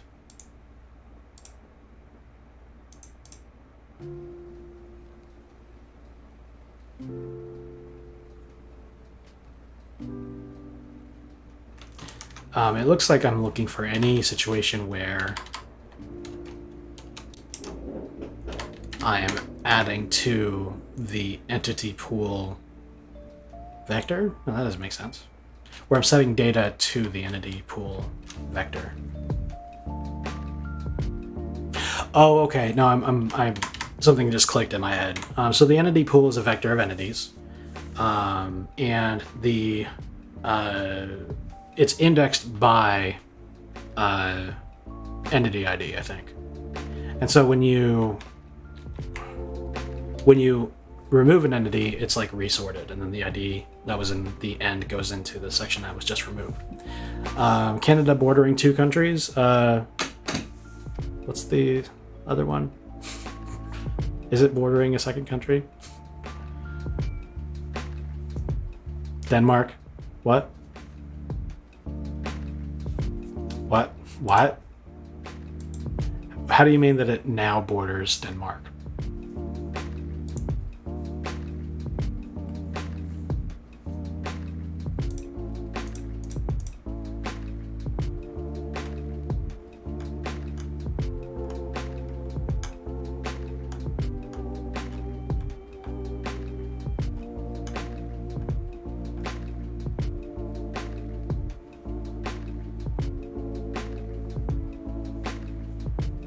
They signed a peace treaty on a random island on the 14th of July this year. Huh, that's interesting. So they ceded a on June. They ceded a island to Denmark. Is that what happened?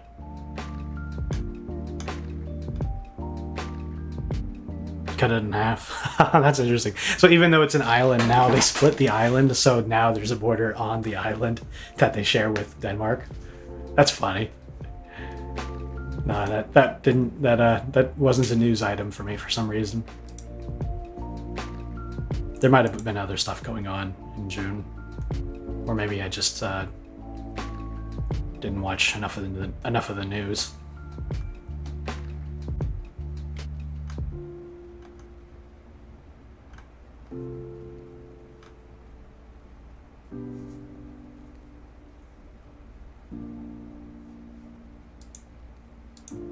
Yeah, territorial disputes are not super common nowadays. It's very rare that you'll see situations like with Russia invading another country for territorial reasons. Like nowadays, it's a lot more common to use diplomacy than it was in the Middle Ages.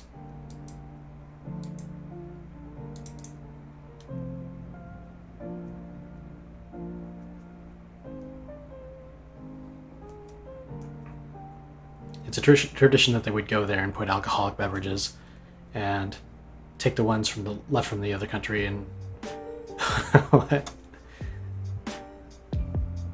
Take the ones left from the other country and hit their own flag.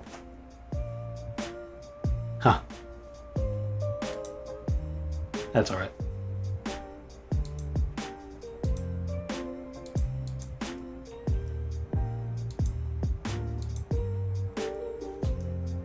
Man, my brain has slowed to a crawl. I've just been searching for the same text for 10 minutes now. Yeah, so we're accessing entity pool.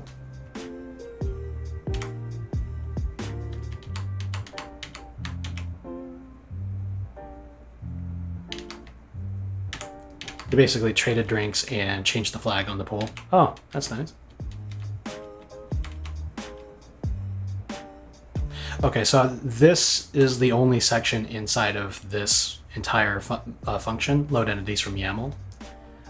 This is the only one where we are actually setting data to the entity pool. The key to the entity, or the index that we're using, is stored inside of this map associating the entity IDs with the index into the entity pool. So I can actually, right here, do entities loaded by scene file dot pushback, and I can push back old ID to new ID, which I'm assuming at some point we actually store the old ID to new ID to ID, if that makes sense. Wait, no, actually it would just be, no, it would be old ID to new ID, right? ID.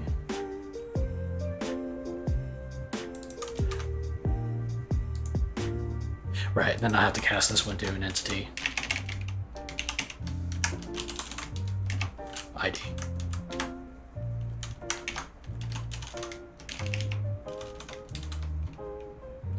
Oh, hang on. Yep. All right. Something is clicking. There's a difference between entity and entity ID. I thought the entity was the ID, but it's actually a struct that also contains the position, scale, rotation, and all that. So actually, I need my vector to be an entity ID vector. Okay, that makes sense. And that should probably be, I'll group this down here. Like that. Cool. And then back to where we were.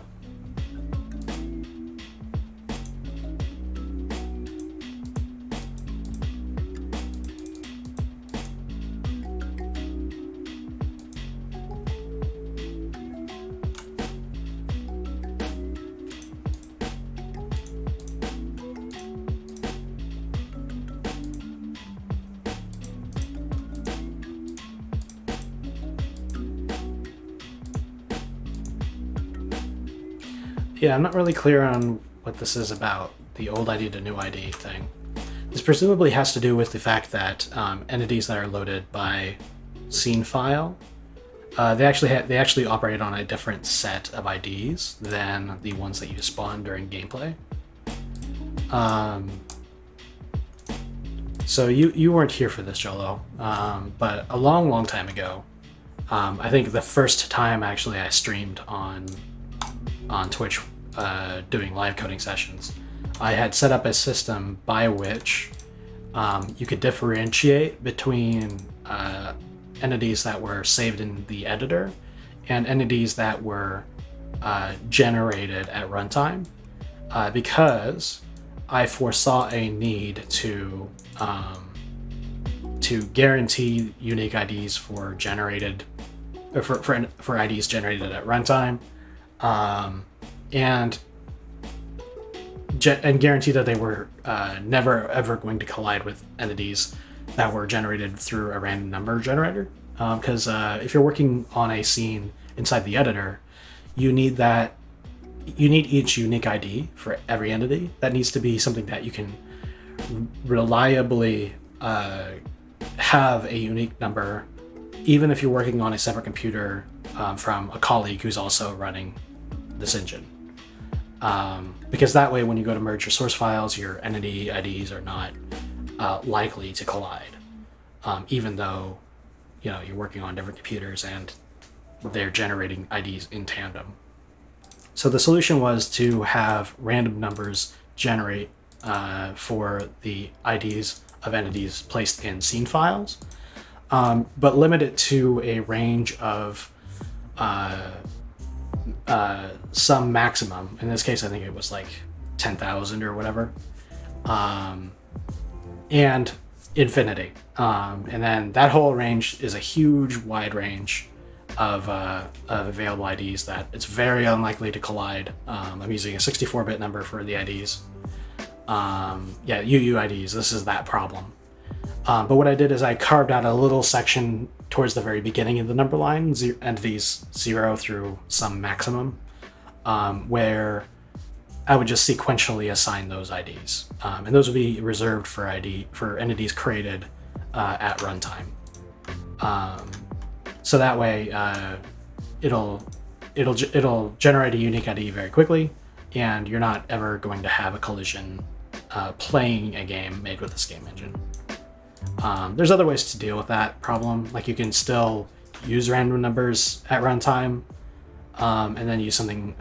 There's a method in a hash table where you have you use a hash table to look up all the stuff that is associated with the UUID. And then if there is a collision, you can still handle it by making like a forward linked list as the member, and then you can differentiate identically matching keys that have hash collisions. It's complicated. It's a big complicated problem, but the way that I opted to do is I had a pool of IDs that I would assign out during gameplay.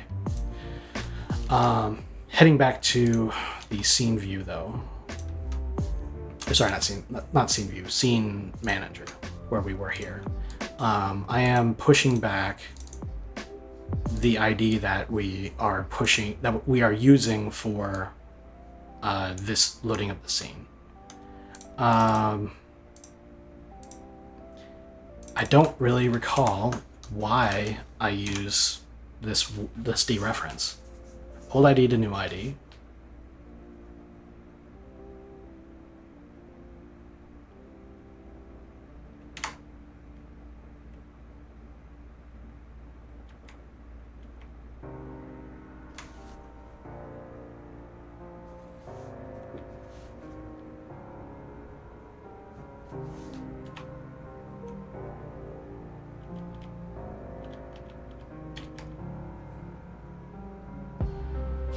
Entities loaded by scene file is the code I just added.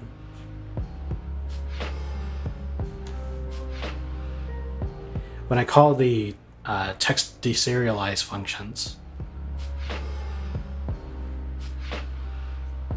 I associate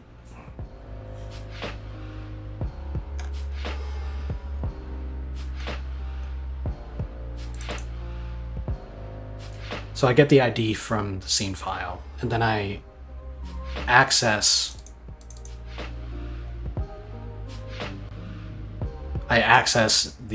that index into old ID to new ID.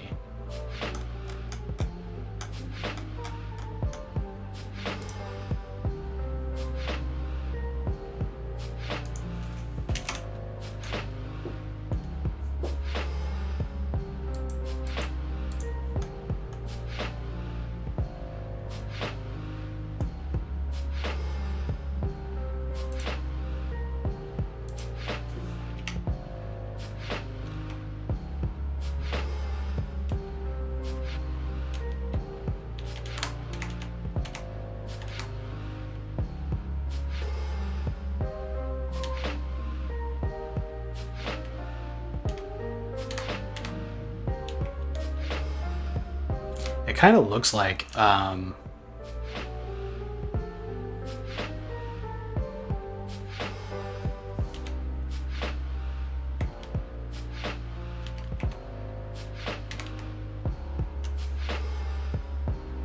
I found it. All right, here's where we got it. This is where I differentiate between the scope of the IDs that we use for spawning at runtime and the ones that come from the editor. I use this to once remove the problem of spawned entities, because there's situations where you might serialize a spawned entity So like if you're playing a game that's like Skyrim where you save the entire world state whenever you save the game, then you may want something that was spawned in the game to be saved into the file as well. And that's what this is for. So in order to make that work, I had to come up with a system which automatically regenerated or re-indexed those IDs when you load from the save file. And that's why I dereference it. But in the case of stuff that's loaded from the scene file, old ID at key ID, the value is also ID. Okay, so that's one mystery solved. Yeah.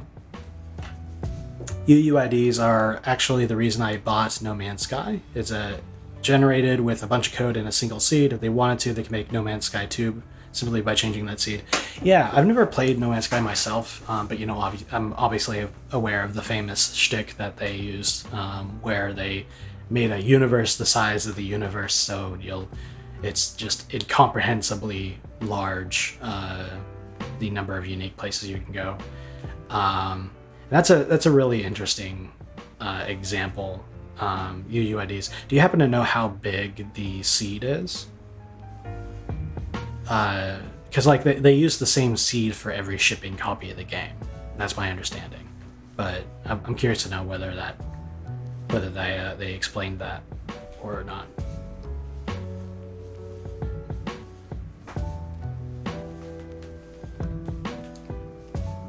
I don't know if that's a certain detail they would put into interviews, but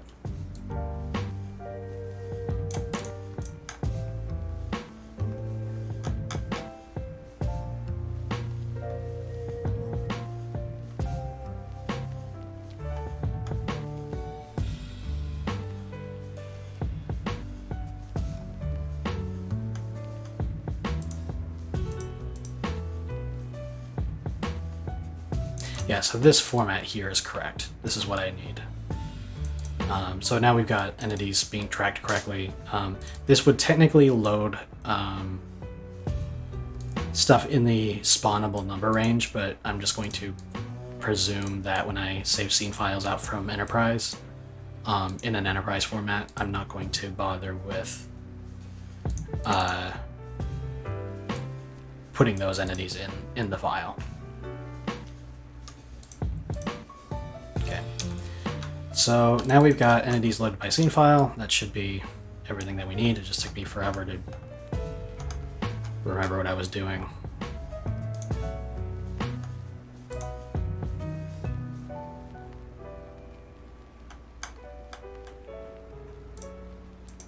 In the init, actually no. Where would I clean this up?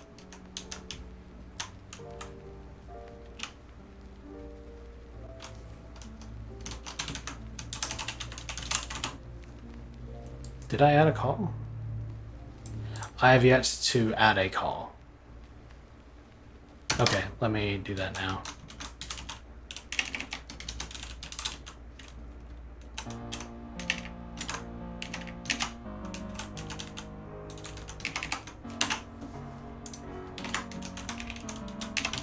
So we're gonna export this with EP API. This is a static void unload entity, or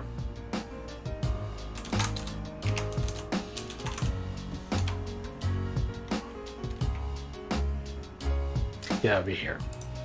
Here's where I would do it.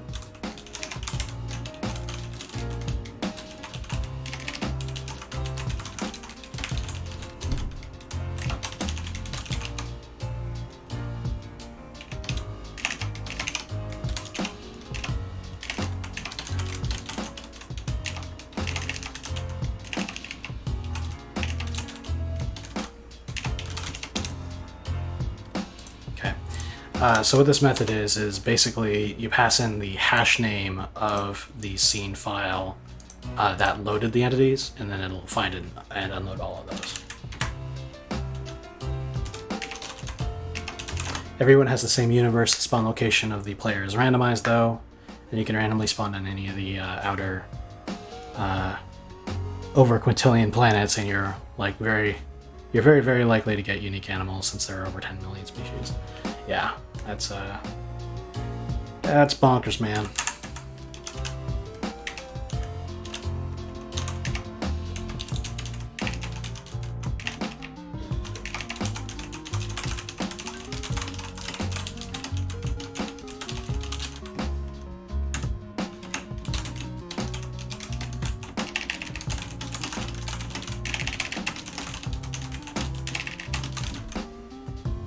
Okay. And this call is where we will actually do the cleanup. Cool. So let's go back to scene edit or scene manager.cpp.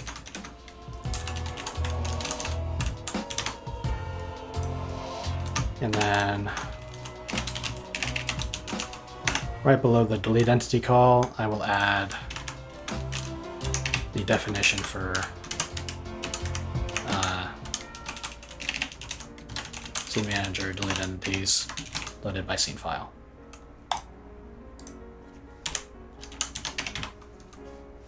What do I mean by cleanup? I'm not sure where, like, what time I said cleanup that you're referring to. Cleanup just means cleaning something up.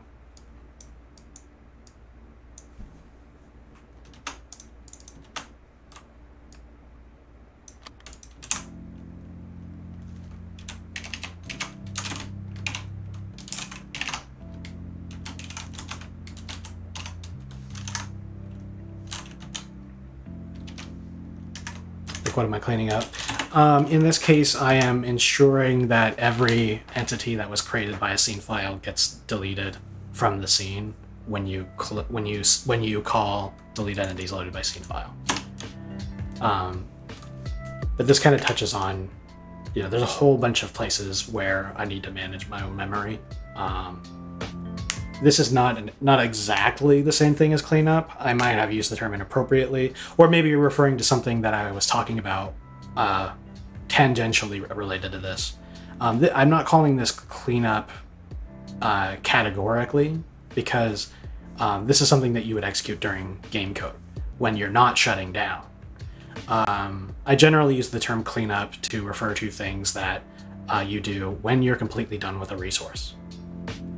So if you've loaded up if you've populated your scene, or you're populated your systems with data that you need to run, and then you completely shut down that system, that's when you do cleanup, and you clean up that memory. What I'm doing here is I'm simply just tracking and deleting all the entities loaded by a particular scene file when you ask the game engine to do that.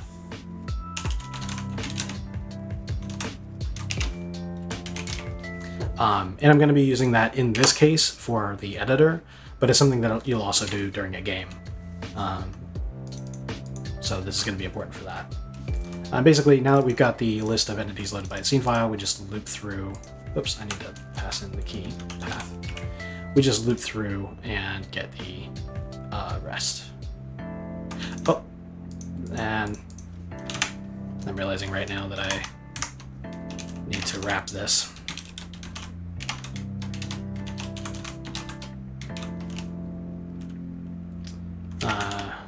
Like that.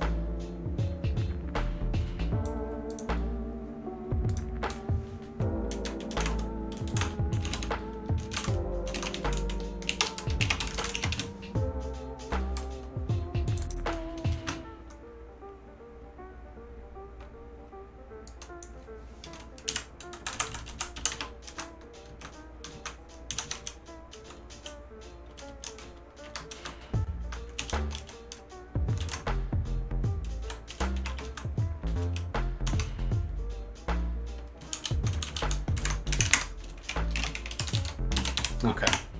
So what I just did here, hang on just a second. Got somebody knocking on my door.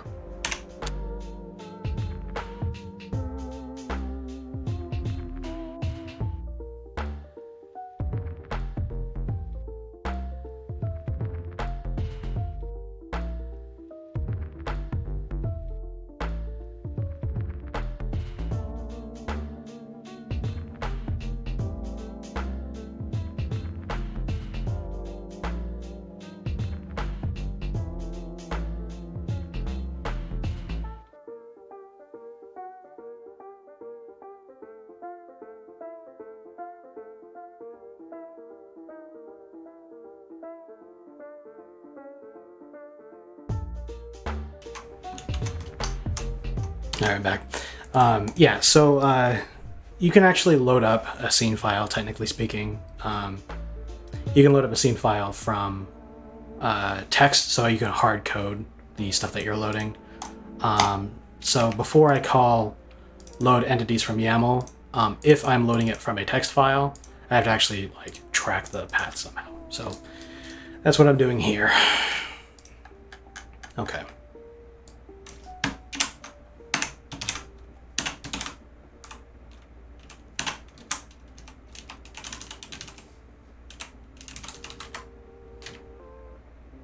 Okay, so now we're iterating through every single entity loaded.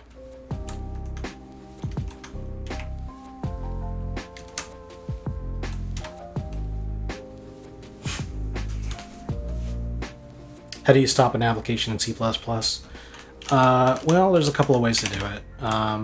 The preferred way is just to let the application return. So in the main function, having it return 0 means that it's returned successfully. Returning an error code means that you can flag to the operating system that there was a problem, and you terminate it for that reason. It can also terminate from unhandled exceptions. So if something throws an exception and then you don't handle it, then the program will terminate with an error. You can also use just exit, I believe. This is a call to exit with whatever code you want. But generally speaking, you'll only use exit in like very specific situations. In general, I think it's best practice to just design the program so that it goes through, like you have a through line from start to finish, and you only use exit in like cases where it's like prohibitively hard for you to kill the program. I never use it in my game engine.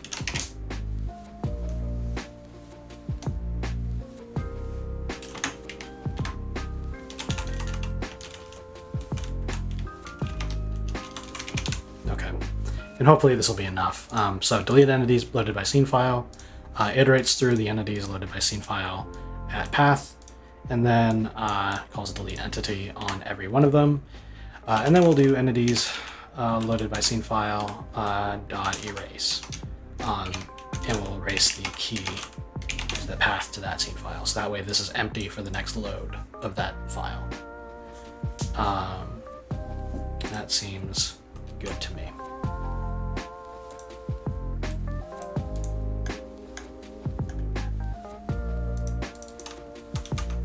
But you know what? I've just realized there might be a problem.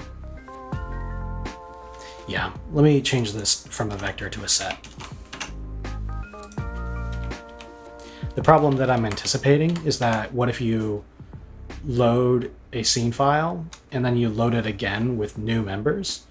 Then you would have to, like, how would you keep two IDs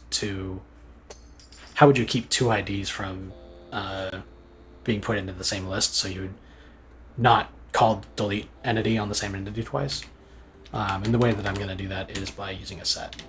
And so I'm going to say, instead of dot push back, I'm going to say dot insert, like that.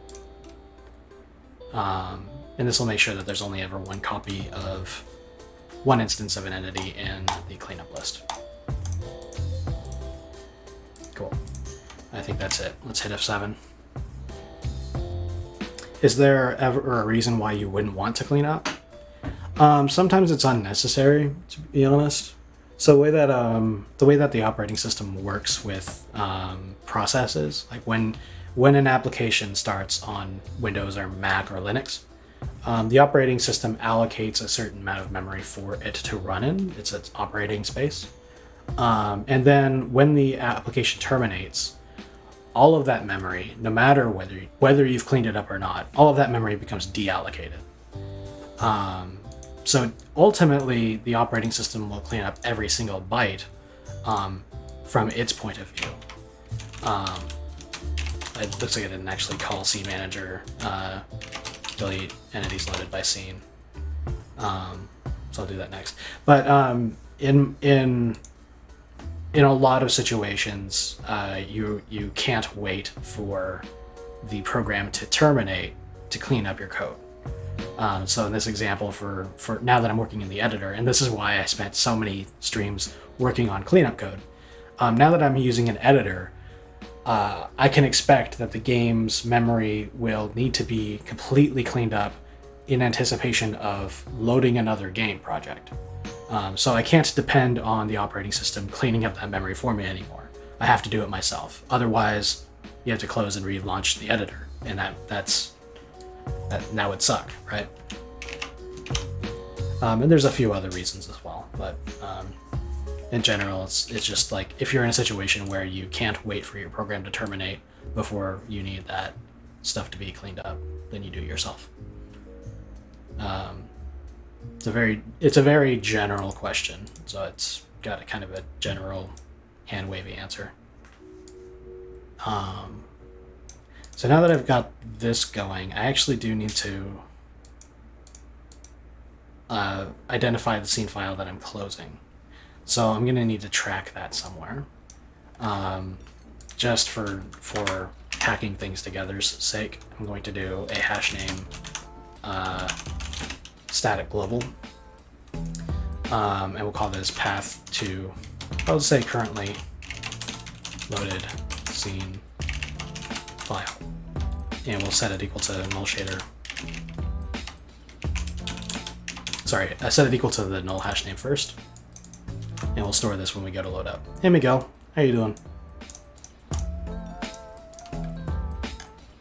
So when we go to open up the project, when we go to open up the scene, we are getting started on the scene editor stuff now, so we can actually work on a scene and do the scene editing tools independent of Play and Editor. And it's not been going very smoothly so far, but we'll get there in the end. I'm actually afraid that I'm going to be wrapping up the stream very shortly. I got a very, very late start today. And I'm getting irritable because of the heat, and it's muggy, and somehow I still feel like I didn't get enough sleep even though I slept in way too late.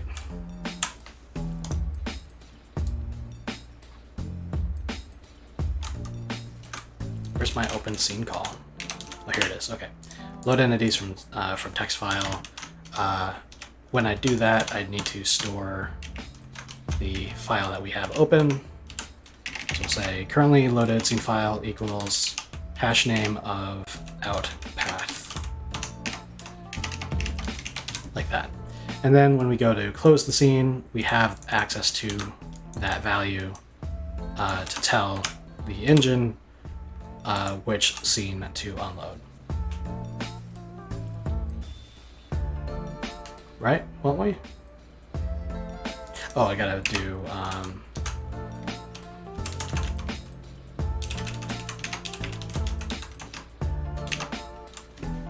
what did I call it? Currently loaded scene file.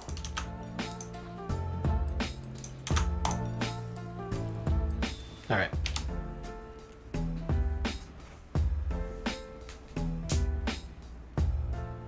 Okay. And there's actually one more thing to do. I need to set currently loaded scene file to hn null again. Once we've already unloaded the scene file. All right, let's try it. Okay, so we got the scene view open, test game project is open. Let's go to open scene, test 2D scene. All right, and we've got the basic scene file loaded that's got those 3 sprites. Now if I go to close scene, the sprites disappear. That's a good sign. If I go to play in editor and I hit play, okay, that's interesting. So in play in editor, I still see the entities. However, I don't see the textures. The textures got unloaded, but the entities didn't. I don't know how that happened. In the scene view, we don't see them either. I wonder what happens if I go to open up the scene again. This looks like the texture's reloaded. If I go to play, the textures have returned. I don't understand what's happening. But I think I'm at my limit and I'm going to try this later. I'm catching up with Git. I started last night. Nice. Yeah, Git's a very intuitive one to learn from my perspective. I haven't really worked too much with the others, but I feel like Git covers your basics because it predates most modern version controls. Learning branching. Yeah, branching is a handy skill. I haven't really used it too much on this project because nobody else is working on it with me, but branching allows you to really easily flip back to a known good version of your program when you're working on a particular feature. It allows features to work to be working on features in tandem, so it's really good for teams and for making sure that you have a version of your program to show at any point in time. Okay, I tell you what, and I'm afraid that you just joined me at the end, Miguel. I think I'm gonna go ahead and call it a night. It's not. I mean, we did accomplish something. We've got the scene view actually rendering the contents of a scene, and we got the scene being loaded by the menu here instead of by the game code. But yeah, there's some bugs that we'll need to address, and then from there we can move on to adding controls to the scene view, so that way we can move and work with the scene independent of each game project, independent of the game control code. Cool. Well, thanks for showing up tonight, you guys. I will talk to you later.